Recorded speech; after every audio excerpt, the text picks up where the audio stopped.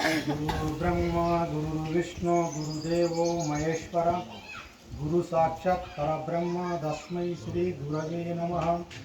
गुरुराजयोगी गुरुशिष्यं निजानन्दं दीक्षितं पुरुष नरसिंह राजयोगी नामांकितं तस्मै श्री गुरवे नमः। ఇక్కడ సురేష్ నాయన గారికి వారి పాదాలకి నా శిరస్సు నుంచి నమస్కారం తెలియజేయగా, ఇక్కడ మీనాక్షమ్మ అమ్మగారికి నా శిరస్సు నుంచి పాదాలకి నమస్కారాలను తెలియజేయగా, గురువు అంటే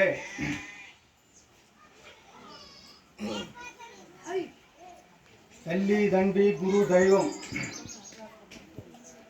ఫస్ట్ స్థానంలో తల్లి, సెకండ్ స్థానంలో తండ్రి, మూడో స్థానంలో గురువు, నాలుగో స్థానంలో దైవం. తల్లి తండ్రి గురు దైవం. తల్లి తండ్రి కూడా గురు దైవంలో ఉన్నవాడే.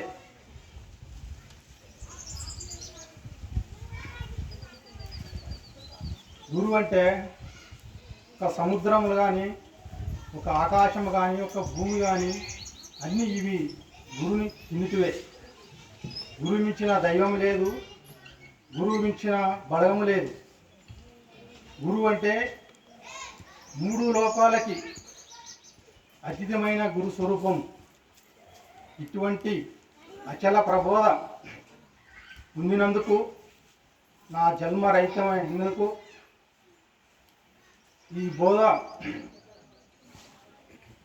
మాకి తీసుకున్న కాంటి ఎటువంటి బాధలు కలగనట్ట మాకి జ్ఞాన ప్రకాశము తెలియజేసి నడిపించింది ఈ అచల ప్రబోధ. ఎందుకంటే అంతకుముందు నాకేం తెలియదు. బోధ అంటే ఏమంటే అర్థము లేదు. భ్రాంతులు ఎక్కువ. భ్రాంతులంటే అన్ని విద్యలండి భ్రాంతికి మూలమండి, బ్రహ్మ విద్య పెరిగితే భ్రాంతి ఉండదండి.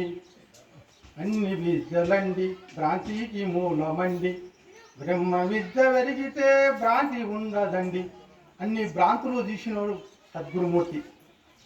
నా గురువు కటాక్షణం వలన నాకు ఎటువంటి బాధలు కలగకుండా నన్ను మేలు చేసుకుంటా ఇచ్చిన నా గురువాజ్ఞ ప్రకారం నాకు ఏ లోటు ఏనాడు జరగలేదు. అటువంటి గురువాక్యం మీద నడిచి నాకు ఎటువంటి బాధలు లేనట్టు చేసినవాడు సద్గురుమూర్తి. నాకు ఏమి బయలు అని తెలిపి నాకు ఎన్ని భ్రాంతులన్నా వదిలిచ్చి నాకు జన్మ రహితము చూసిన సద్గురుమూర్తి. నాకు ఎటువంటి హాని జరగకుండా నాకు జన్మం తెలుసుకున్నందుకు, నాకు జన్మరహితం అయినందుకు నేను మాట ముగిస్తున్నా. శ్రీ సద్గురు మహారాజ్ కు జై.